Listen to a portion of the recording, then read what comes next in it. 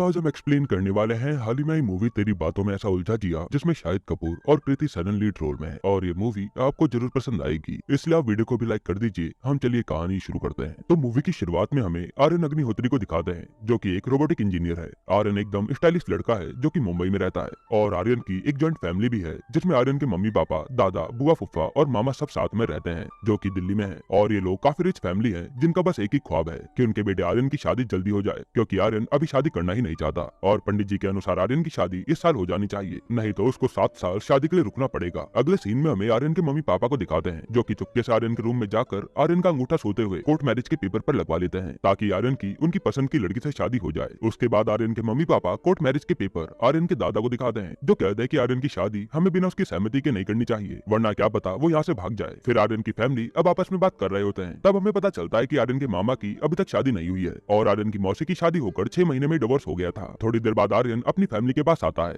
जहाँ सब लोग हंस रहे होते हैं। फिर जैसे ही आर्यन सामने घूंघट में बैठी लड़की के बारे में पूछता है, तब आर्यन के मामा बोलते हैं कि हरामी बहू है। नहीं नहीं, हमारी बहू है, मतलब आर्यन की पत्नी। ये सुनकर आर्यन मुस्कुराता है कि उसने शादी कब करी। तब आर्यन के पापा आर्यन को कोर्ट मैरिज के पेपर पर आर्यन के अंगूठा दिखाते हैं, जो कि उन्होंने चुपके से ले लिए थे। फिर आर्यन उसकी पत्नी से कहता है कि ये सब गलत फहमी है, हमारी कोई शादी नहीं हुई। तब आर्यन की वाइफ शर्मा कर आर्यन के बेड पर चली जाती है। फिर आर्यन जैसे ही अपनी वाइफ का पल्लू उठाता है, तो वह देखता है कि ये तो रोबोट है, जिससे आर्यन की आंख खुल जाती है, मतलब कि आर्यन ये सब सपना देख रहा था। आर्यन अब नहा धोकर तैयार होता है, फिर उसे उसकी काम वाली बाई ब्रेकफास्ट देती है, जो कि आज ही काम पर आई थी। आर्यन जैसे अपनी ब्लैक कॉफी पीता है, तो उसमें काफी ज्यादा शक्कर थी, जो उसे बिल्कुल भी पसंद नहीं आती। फिर आर्यन ब्रेकफास्ट में पाव भाजी देखता है, जिसमें काफी ज्यादा ऑयल था, जिसके बाद आर्यन की उसकी काम वाली बाई से बहस हो जाती है और वो उसे पहले ही दिन काम से निकाल देता है। अब आर्यन अपने ऑफिस में जाता है, जहाँ मोंटी को देखते हैं, जो कि आर्यन का जिगरी दोस्त है। मोंटी का उसकी वाइफ से झगड़ा होता रहता है, जिसके लिए वह उससे बार बार माफी भी मांगता है और शायद आर्यन अपने दोस्त मोंटी की हालत को देखकर ही शादी नहीं कर रहा है। उसके बाद हम देखते हैं कि आर्यन अपने एक रोबोट को टेस्ट करता है, जो कि एक पेशेंट को इंजेक्शन लगाता है और उसका रोबोट काफी सक्सेसफुल भी होता है। आर्यन फिर भागते हुए अपनी मीटिंग में जाता है, जहाँ वह थोड़ा लेट हो गया था, तो आर्यन की बॉस उर्मिला उसको थोड़ा डांट लगाती है। अब मीटिंग शुरू होती है, जहाँ उर्मिला मीटिंग के सभी मेंबर से उनके प्रोजेक्ट के बारे में सजेशन पूछती है और सिर्फ आर्यन ही उनको जवाब देता है, जिससे उर्मिला आर्यन की तारीफ करती है। थोड़ी देर बाद मीटिंग खत्म होती है और मीटिंग के सारी मेंबर वहाँ से चले जाते हैं। तब उर्मिला आर्यन से बात करती है और हमें पता चलता है कि उर्मिला आर्यन की मासी है, जो कि अमेरिका में रहती है और उन्होंने आर्यन को इसलिए डांटा क्योंकि लोगों को न लगे कि वो उनके साथ पार्शियलिटी करती है। उर्मिला अब आर्यन को अमेरिका मिलने आने के लिए कहती है, जहाँ उन्हें एक प्रोजेक्ट टेस्ट करना है और आर्यन मान जाता है। अगले सीन में आर्यन मुंबई से फ्लाइट लेकर सीधा अमेरिका पहुंच जाता है, जहाँ वह देखता है कि रोबोटिक और आर्टिफिशियल इंटेलिजेंस काफी आगे बढ़ चुके हैं। आर्यन अब अपनी मासी से मिलता है,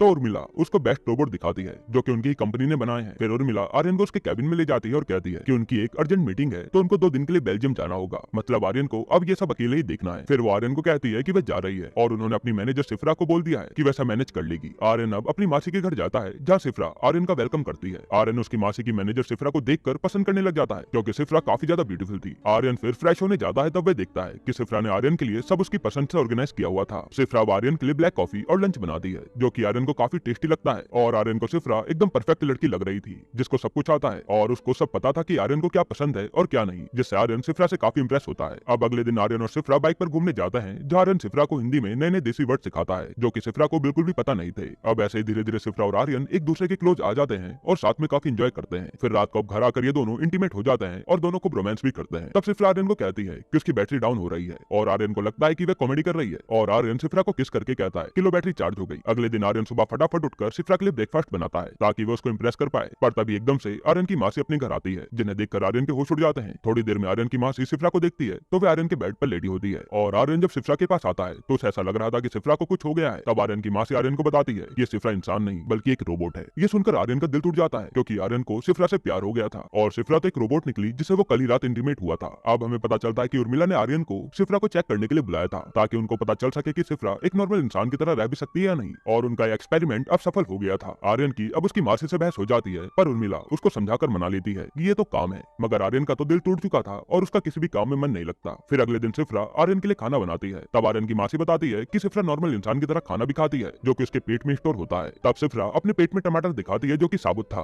और आर्यन उस टमाटर को खा लेता है। ये देखकर सिफ्रा कहती है कि तुमने मेरा टमाटर खा लिया। आर्यन फिर मजाक में कहता है कि जाओ पुलिस स्टेशन में कंप्लेन कर दो, और सिफ्रा अब कंप्लेन करने जाने लगती है, क्योंकि वह तो रोबोट थी, उसको जो बोला जाए वो वही करती है। तब आर्यन की मासी सिफ्रा को रोक लेती है। उसके बाद उर्मिला आर्यन को बताती है कि उसने सिफ्रा को ऐसे बनाया है कि वह किसी भी इंसान के फेशियल एक्सप्रेशन को समझकर रिएक्ट करती है, और उन्होंने सिफ्रा जैसी रोबोट को लोगों की मदद करने के लिए बनाया है। आर्यन अब सिफ्रा से मिलकर सॉरी कहता है, क्योंकि भले ही वह रोबोट हो, पर आर्यन की फीलिंग तो सिफ्रा से जुड़ चुकी थी। अगले दिन आर्यन अब अपनी मासी से मिलकर कहता है कि उसके मन में सिफ्रा के रोबोट होने के बावजूद गलत गलत ख्याल आ रहे हैं, इसलिए वह वापस इंडिया जा रहा है ताकि वे सब बवाल से पीछे हट सके। और थोड़ी देर बाद आर्यन वापस इंडिया चला जाता है। अगले सीन में आर्यन मुंबई में होता है जहाँ वो अपने दोस्त मोंटी के साथ पब में दारू पीता है। मोंटी आर्यन से उसके साइड होने की वजह पूछता है तो आर्यन मोंटी को सिफ्रा की फोटो दिखाता है जो कि मोंटी को भी काफी खूबसूरत लगती है। फिर घर आकर मोंटी आर्यन से नशे में पूछता है जब लड़की इतनी ब्यूटीफुल है तो प्रॉब्लम क्या है। तब आर्यन मोंटी को कहता है कि सिफ्रा लड़की नहीं बल्कि एक रोबोट है। यह सुनकर मोंटी चक्कर खा के पानी में गिर जाता है और उसका सारा नशा एकदम उतर जाता है। थोड़ी देर बाद आर्यन की माँ आर्यन को फोन करके उसको रिश्ते के लिए एक लड़की दिखाती है और आर्यन हाँ कर देता है। अगले सीन में आर्यन अपनी फैमिली के पास दिल्ली पहुंच जाता है जहाँ आर्यन को लड़की वाले देखने आए थे और आर्यन लड़की से रिश्ता पक्का कर लेता है। फिर कुछ दिनों में आर्यन की सगाई होती है। तब आर्यन की माँ से उसको वीडियो कॉल पे एंगेजमेंट के लिए कांग्रेचुलेट करती है। फिर सिफ्रा भी आर्यन को कांग्रेचुलेट करती है जिसके बाद आर्यन को सिफ्रा की याद आती है और वह अपना बैग लेकर चुपके से भागने लगता है क्योंकि वह ये सगाई नहीं करना चाहता था। आर्यन को भागते हुए छत पर उसके दादाजी मिलते हैं जिनको वह समझाता है कि वह एक लड़की से प्यार करता है इसलिए वह ये सगाई नहीं कर सकता।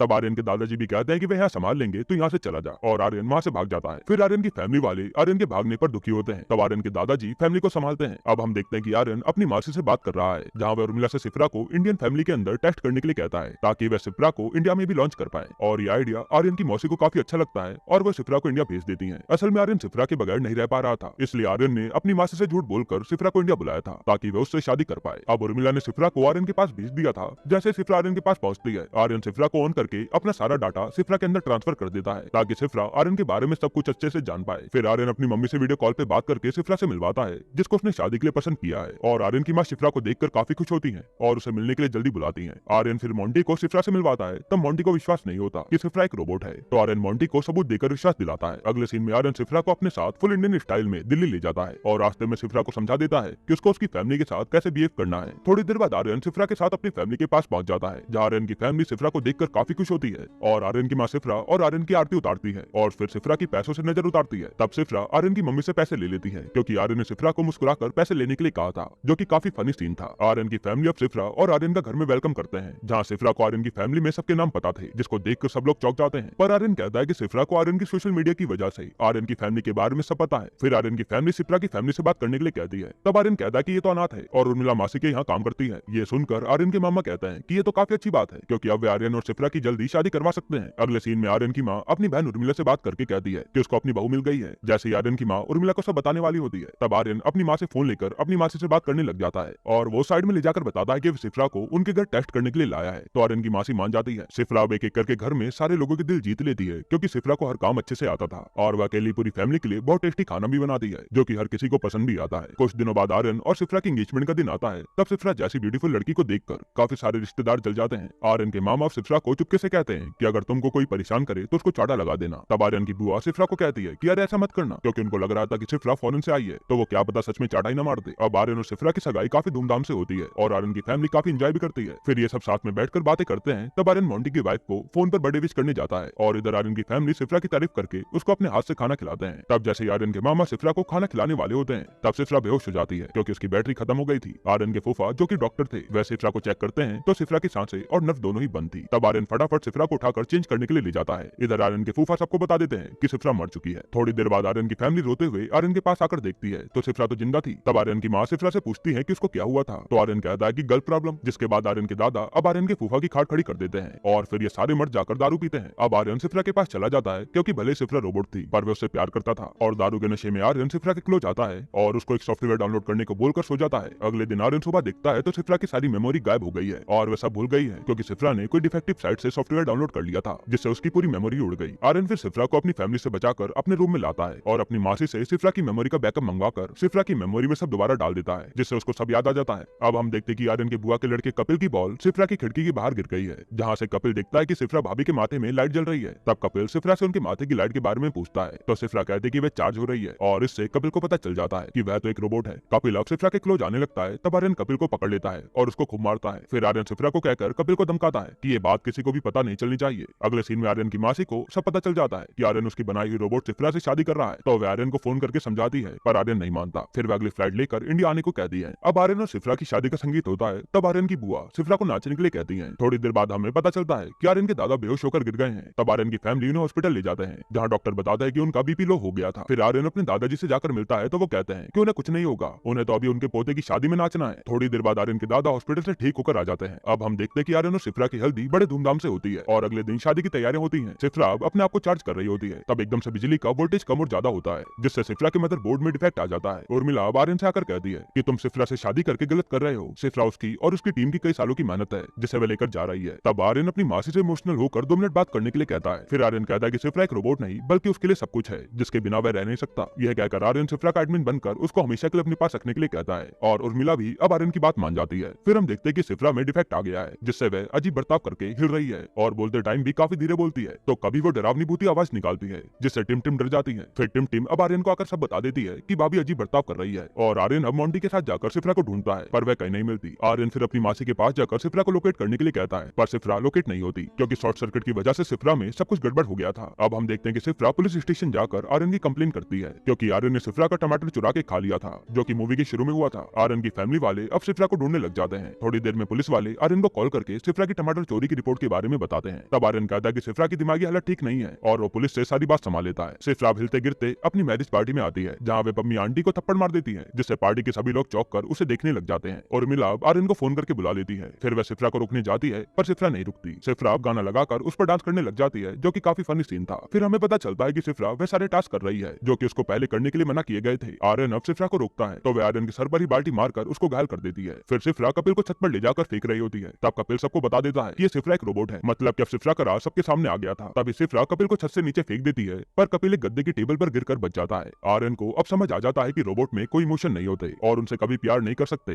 क्योंकि रोबोट के लिए हर चीज एक टास्क ही तो है। सिफ्रा मंडप में जाकर हर चीज में आग लगाने लग जाती है। तब आर्यन के दादा सिफ्रा को रोकने आते हैं और सिफ्रा आर्यन के दादा को धक्का दे देती है। तब आर्यन गुस्से में आता है और अपनी तलवार के हत्थे से 2 बार सिफ्रा के सर पर मारता है जिससे सिफ्रा स्विच ऑफ होकर आर्यन की बाहों में गिर जाती है और आर्यन सिफ्रा को देखकर रोने लगता है। अब हमें कुछ दिनों बाद का सीन दिखाते हैं जहाँ आर्यन की मासी ने सिफ्रा को अच्छे से अपग्रेड करके उसको 2.0 वर्जन बनाया था जिसको वह आज एक पार्टी इवेंट में लॉन्च कर रही थी। थोड़ी देर बाद आर्यन एक लड़की से मिलता है जो कि आर्यन से काफी अच्छे से बात करती है। तब सिफ्रा आर्यन को तिरछी नजर से घूर रही थी और ये सब मोंटी देख लेता है। मोंटी अब आर्यन को सिफ्रा के बारे में बताता है कि सिफ्रा तेरे को किसी लड़की से बात करके जेलस हो रही है। तब आर्यन कहता है कि ये तो उसके प्रोग्राम में होगा पर मोंटी कहता है कि सिफ्रा को पूरा फॉर्मेट कर दिया गया है और आर्यन उसका एडमिन भी नहीं है, मतलब कि सिफ्रा के अंदर इंसान की तरह फीलिंग आ रही है। जिसके बाद आर्यन सिफ्रा की तरफ देखता है और सिफ्रा भी आर्यन को देखकर मुस्कुराती है और ये मूवी यहीं पर एंड होती है। फिर मूवी के एंड में हमें कंटिन्यू दिखाते हैं, मतलब कि इसका दूसरा पार्ट भी आएगा। अब दोस्तों आपको मूवी कैसी लगी हमें कमेंट में जरूर बताइएगा। वैसे मैं आपको एक छोटा सा रिव्यू दूं तो मूवी में कॉमेडी के कई सारे एलिमेंट डाले गए हैं जो कि आपको जरूर हंसाएंगे और ये मूवी आपको पसंद जरूर आएगी। वैसे दोस्तों आपको अगला एक्सप्लेनेशन कौन सी मूवी पर चाहिए वो हमें कमेंट में बताइएगा और अगर आपको हाल ही में आई एक कमाल की मूवी देखनी है तो आपकी वीडियो